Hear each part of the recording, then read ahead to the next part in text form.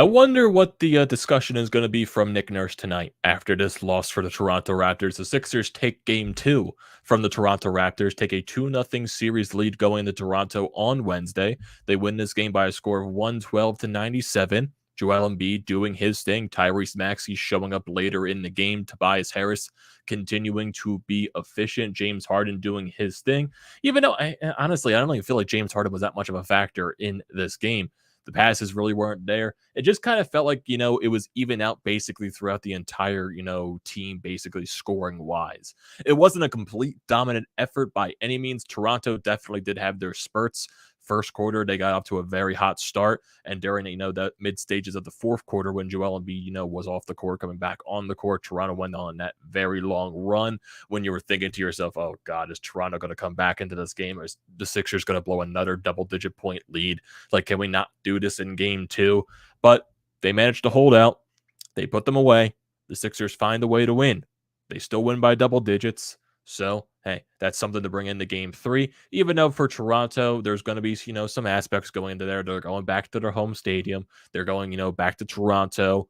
There's going to be some momentum there with the crowd and all and everything like that.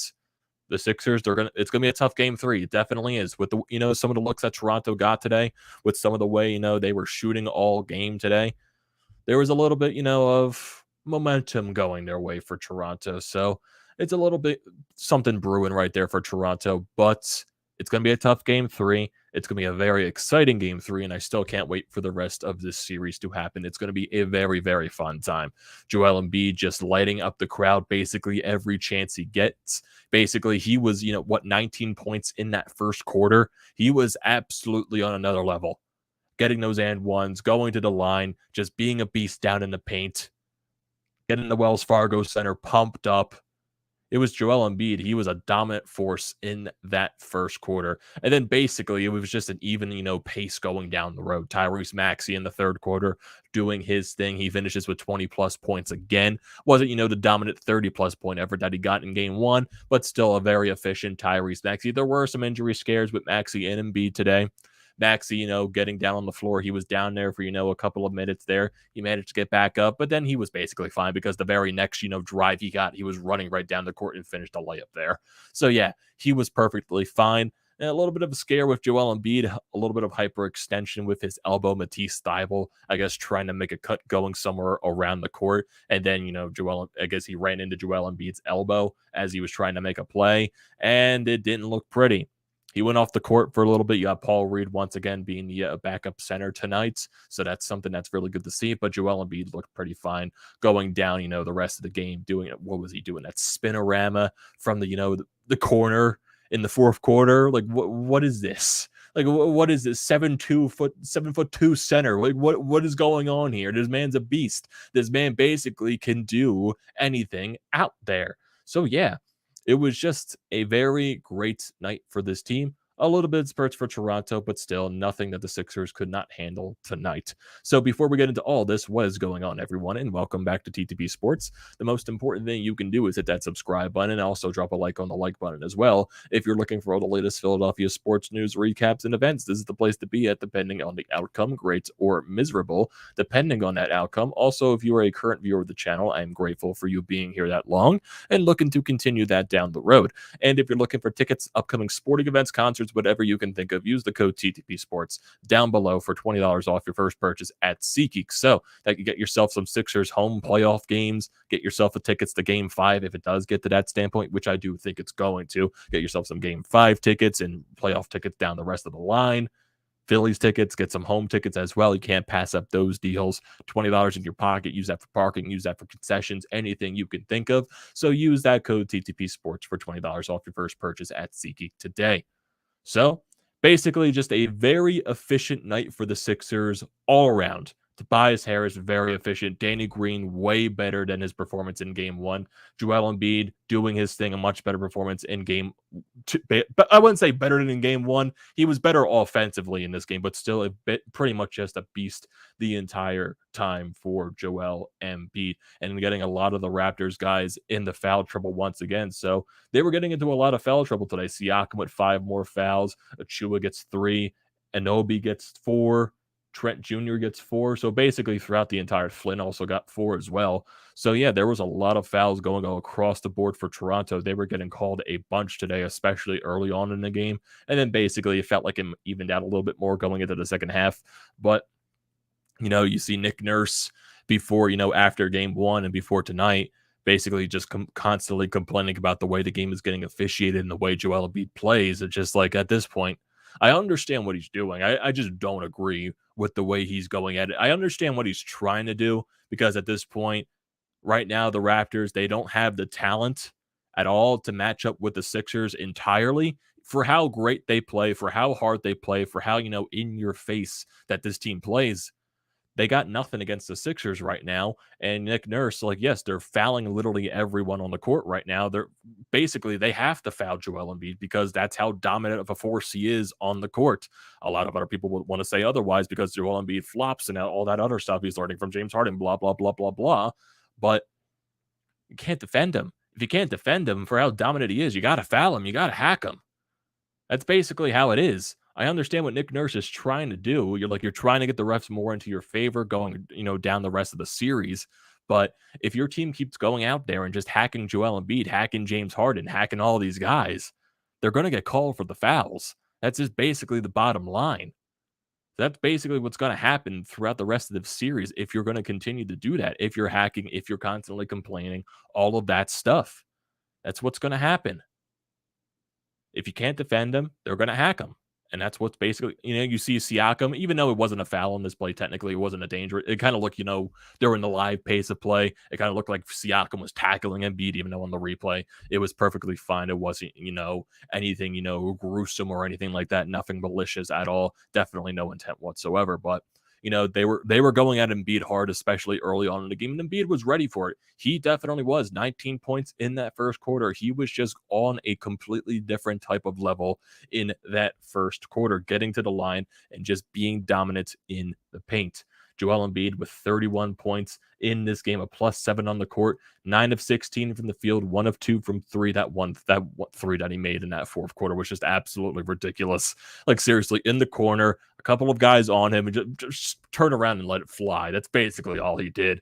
12 of 14 from the free throw line, 11 rebounds. He did not get an assist once in this game, which was very surprising. So, yeah, Joel Embiid, I would say, much better night offensively, though. Scoring-wise, much better. Game 1, he was definitely way much better defensively and also dishing out the basket as well. And, of course, with the game plan with Toronto, they're definitely changed up a little bit to where Tyrese Maxey didn't have as much of a dominant night as he probably, would have liked to from the previous game. But still, as I'm also watching the Phillies game in the background, and Aaron Nola just gave up a long bomb to Charlie Blackmon. So, yeah, I can't wait for that Phillies recap later. But still, getting back to the the Sixers game. Oh boy, the Phillies. Joel Embiid still very dominant night overall. Going to Tyrese Maxey, 23 points, a +22 on the court, 8 of 11 from the field, 3 of 6 from 3. And actually, it was during that very long stretch by Toronto in the fourth quarter when the Sixers really couldn't score. I think it was over a span of like 4.5 minutes or something like that. There was a turnover by the Raptors. Tyrese Maxey, it looked like they were trying to get the ball. I think it was him and Tobias Harris or Danny Green, and they were like, no one was picking up the ball. It was like Tyrese Maxey was like, okay, fuck it, I'm gonna take this ball and I'm just gonna go beyond the arc and I'm just gonna let it fly, and he hit it. He broke the streak. So yeah, there we go. Tyrese Maxey just doing his thing. He also went 4-4 from the free throw line, 9 rebounds, 8 assists, 1 steal, 1 block. He was just basically very efficient in today's game, and definitely a lot more turnovers by the Sixers in this game. 2 turnovers for Tobias, 1 for Danny Green, 4 for Joel Embiid, 1 for Tyrese Maxey, 5 for James Harden. So yeah, turnovers were definitely a lot more than you saw in game 1. So yeah, that's basically the entire standpoint right there. I definitely wasn't expecting them, to get like so little turnovers like they did in game 1. That was eventually going to even out like it was. So yeah, very efficient night from Tyrese Maxey. Tobias Harris, an excellent night, especially defensively as well, especially in the paint, getting those rebounds. He was flat out dominant, grabbing those boards. He got 10 rebounds on the night. He was simply fantastic. 20 points on the night for Tobias, a +23 on the court, 7 of 11 from the field. So very efficient, perfect from 3. He was 3 of 3 from there, 3 of 4 from the free throw line. So yeah, 3 blocks as well. He was just on a different level defensively and getting those boards. 9 defensive rebounds, 1 offensive board. Really good and efficient from Tobias Harris. And if he can keep this up, yeah, that's a different thing for the Sixers team right now. Definitely really good. Danny Green in his 38 minutes got you 11 points, a plus 18 on the court, 4 of 12 from the field, 3 of 9 shooting from 3, 1 rebound, 3 assists, 1 steal, 2 blocks. And Danny Green getting a dunk? Where the hell is this? Where is this coming from? When the hell does Danny Green dunk? How long has it been since Danny Green has actually dunked? My God. You got the whole Wells Fargo Center going crazy and the entire broadcast. Where the hell was this at? Where did this come from? No one expected that from Danny Green. So, yeah, just a really great, much better performance there from Danny Green.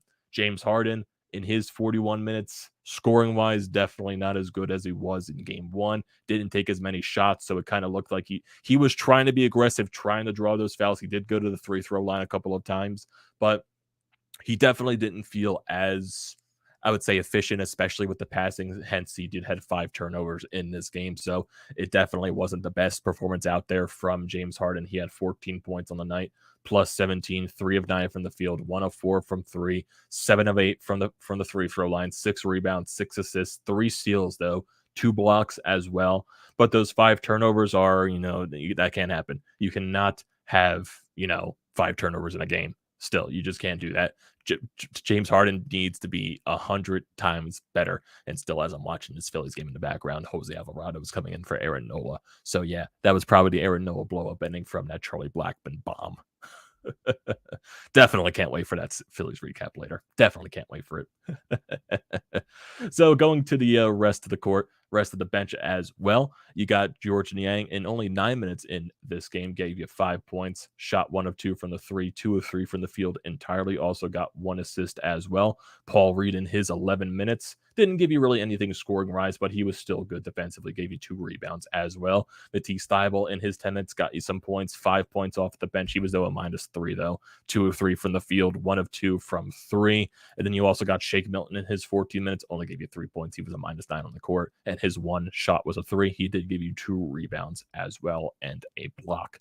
Overall, team-wise, shooting from the field for the Sixers, shot 52%.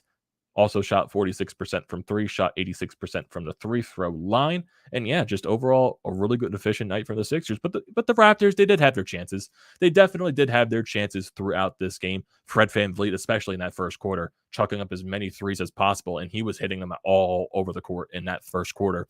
But then as you get to the second, as you get to the third, eventually, like when you're throwing up 16 threes a game, they're eventually going to even out, and you're not going to hit every single one of them. He did have 20 points on the night. But I think, what was it, like he hit like 4 threes in the first quarter. He was like lighting it up from there. And then he didn't hit his next 3 until the fourth quarter. So eventually, yes, he was going to even out from that standpoint. Achua only got 7 points. Siakam in 41 minutes only got 20. Anunoby got 26 points as well. He was 4 of 7 from the 3-point line. And like I said, from the foul standpoint, Siakam with 5 fouls, Achua with 3 fouls, Anunoby with 4 fouls, VanVleet with 1, Trent Jr. with 4 as well. And then you get some guys off of the bench as well. Boucher was kind of a pain in the ass tonight. He got 17 points as well with 8 rebounds. He was kind of a little bit, of a thorn in the side a little bit tonight, but still. Overall, just a very efficient night from this Sixers team, and that is really nice to see. I kind of do want to see what because there was, a little bit at the end of the game where you saw Nick Nurse and Joel Embiid talking during those, last few seconds there. And, there was a ref right beside Nick Nurse as well. So I wonder what they're going to say in that little thing in their press conferences. I want to see if there's anything that is brought up in, the faces from those press conferences. I want to see if there's anything right there. No, nothing looks like right now. And I'm not seeing anything from Nick Nurse. I'm not seeing anything from... Not really seeing anything right here. Nothing. You got Tyrese Maxey seeing all these things, talking about Danny Green's dunk. Let's see. Is there anything here? No. No, I don't see it. No, I don't see it anything right now. So we're probably going to see that a little bit later on in the course of the day over the next couple of days as well. So, hey, what are you going to do from that standpoint? So We also got looking at the rest of this series right here. So if we look at the rest of the schedule for this first round, game 3 is going to be on Wednesday night at 8 p.m. And then you're going to have a Saturday game for game 4 at 2 p.m. Both of those games are going to be in Toronto. Game 5 will be back in Philadelphia on Monday. Game 6, if necessary, will be on Thursday, the 28th in Toronto. And then game 7, if necessary, will be on April 30th back at home in Philadelphia. In terms of TV, it looks like the broadcast is going to be on NBA TV for Wednesday's game. And then on Saturday, it's going to be on TNT. But of course, for the Philadelphia area, it's going to be on NBC Sports Philadelphia. So nothing that really matters right now. But hey, overall, just a very fun night watching this team. They go up 2-0 in the series over the Raptors, and I can't wait for everything else. I see some guys over in the live chat here. Got channel name. Always appreciate you joining the stream, my guy. Let's go Sixers. Embiid can't be guarded. That is a definite fact. Also saying, LMAO, you just spoiled the Blackman home run for me.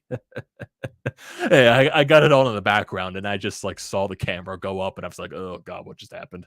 So basically, it was one of those type of things, and I think Alvarado just gave up a triple, if I'm not mistaken. I'm not entirely sure. I see a runner on third base currently. We got Justin in the chat. Maxey is a young superstar, 100%. Yes, Maxey is definitely a must-watch television right now with the way this kid's growing. With the way, you saw last year, he was 30% from beyond the arc. This year, that rose 10%. Oh, God, Alvarado just, threw a wild pitch. Like I said, really can't wait for this Phillies recap. Can't wait, to see another scoreless game.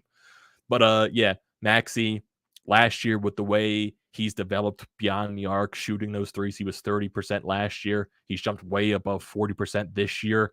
And just the way he's growing as a player right here, and also as a leader as well, at the young age of he's 21 right now. It's simply really great to watch. It's really fun to see what Tyrese Maxey has been able to grow into. Channel name also says, love your coverage of Philly sports. Thank you, my guy. I definitely appreciate it all much. I see Renee's also in the chat right now. Hey, Renee, how are you doing?